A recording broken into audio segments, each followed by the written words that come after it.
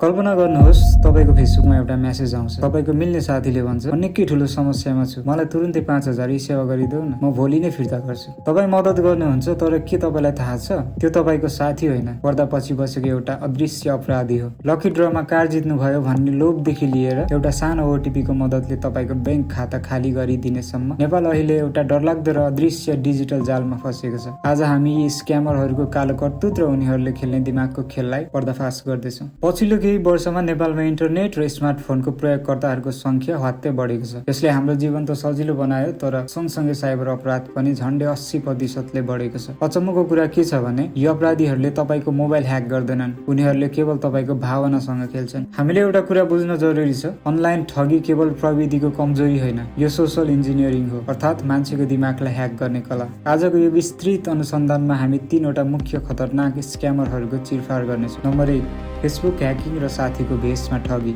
Number 2, OTP र banking password चोरी। Number 3, online सामान र नक्कली चिट्ठाको प्रलोभन। यो भिडियो अन्तिमसम्म हेर्नुहोला, किनकि एउटा सानो गल्तीले तपाईको वर्षको कमाई 1 मिनेटमै स्वाहा हुन सक्छ। सबैभन्दा पहिले कुरा गरौँ अहिले नेपालमा सबैभन्दा धेरै चलिरहेको फेसबुक साथी स्क्यामको यो गिरोहले कसरी काम गर्छ। एउटा उदाहरण हेरौँ। एउटा अपराधी जो नेपालभन्दा बाहिर पनि हुन सक्छ, उसले तपाईको कुनै मिल्ने साथीको प्रोफाइल जस्तै देखिने नक्कली अकाउन्ट बनाउँछ, वा अझ खतरनाक तपाईको साथीको वास्तविक अकाउन्ट नै ह्याक गर्छ। यो ह्याक कसरी हुन्छ? एउटा साधारण लिङ्कबाट।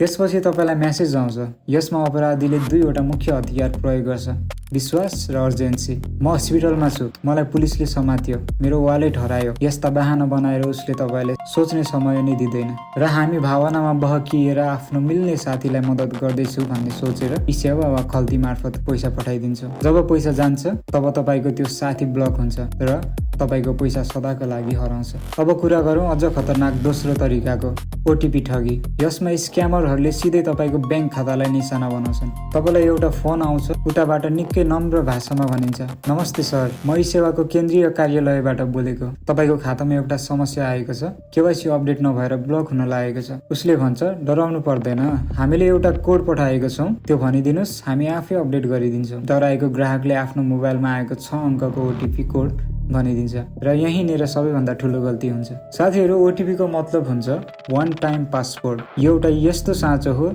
जुन बिना अपराधीले तपाईको खाताबाट पैसा निकाल्न सक्दैन। याद राख्नुहोस्, संसारको कुनै पनि बैंक, ई सेवा, खल्ती वा सरकारी अधिकारीले तपाईलाई फोन गरेर तपाईको ओटीपी, पासवर्ड वा पिन कहिले माग्दैन। र तेस्रो लोकप्रिय तरिका हो हाम्रो लोभी स्वभावको फाइदा उठाउने। व्हाट्सएप वा फाइबरमा एउटा बधाई छ भन्ने मेसेज आउँछ, तपाईले 25 लाखको केबीसी चिट्ठा जित्नुभयो र यो कार तपाईको भयो। जब तपाईँ सम्पर्क गर्नुहुन्छ उनीहरूले भन्छन्, कार त तपाईकै भयो, तर डेलिभरी र ट्याक्सका लागि केही रकम पहिले पठाउनु पर्छ। तपाईँ लोभमा परेर 10,000 पठाउनुहुन्छ। त्यसपछि उनीहरूले भन्छन्, इन्सुरेन्सका लागि फेरि 20,000 पठाउनुहोस्। यो क्रम तबसम्म चल्छ जबसम्म तपाईको चेत खुल्दैन वा तपाईको पकेट रितिँदैन। अनलाइनमा सामानको पनि उस्तै कहानी छ। फेसबुकमा सस्तो मूल्यमा नयाँ आइफोन वा ब्रान्डेड लुगाको विज्ञापन देखाइन्छ। तपाईले एडभान्स पैसा पठाउनुहुन्छ, तर सामान कहिले आउँदैन, वा आउँछ त अर्डर गरेको भन्दा बिल्कुलै फरक र नक्कली सामान। यो केवल तथ्याङ्क वा पैसाको कुरा मात्र होइन, यो कसैको विश्वास, कसैको सपना र कसैको आत्मसम्मानको कुरा हो। हामीले अनुसन्धानका क्रममा धेरै पीडितहरूसँग कुरा गर्यौं। सिन्धुपाल्चोकका एक युवकले विदेश जानको लागि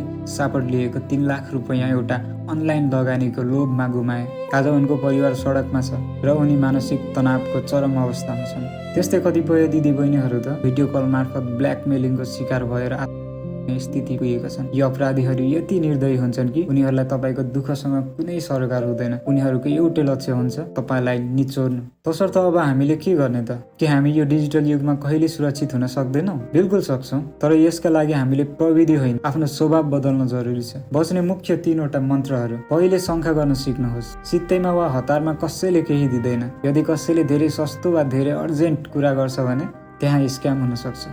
दोस्रो, प्रविधिको सुरक्षा। आफ्नो हरेक social media, Facebook, Instagram, WhatsApp र ब्याङ्किङ एपमा टु फ्याक्टर अथेन्टिकेसन अनिवार्य राख्नुहोस्। यसले गर्दा कसैले तपाईँको पासवर्ड थाहा पाए पनि तपाईँको मोबाइल बिना लगइन गर्न सक्दैन। र तेस्रो, रिपोर्ट गर्नुहोस्। यदि तपाईँ ठगिनु भएको छ भने नडराउनुहोस्। लुकाएर बस्नुभयो भने अपराधीको मनोबल अझ बढ्छ। तुरुन्तै नेपाल प्रहरी साइबर ब्युरोमा इमेल गर्नुहोस् वा नजिकैको प्रहरी कार्यालयमा जानुहोस्। साथीहरू, सचेत रहनु नै यो डिजिटल युगको सबैभन्दा ठूलो र एकमात्र सुरक्षा हो। यो भिडियो आफ्नो परिवार र साथीहरूलाई पठाउनुहोस्, किनकि उनीहरूको सुरक्षा तपाईँको यो एउटा सेयरमा निर्भर हुन सक्छ। अर्को अनुसन्धानमा फेरि भेटौँला। जय नेपाल।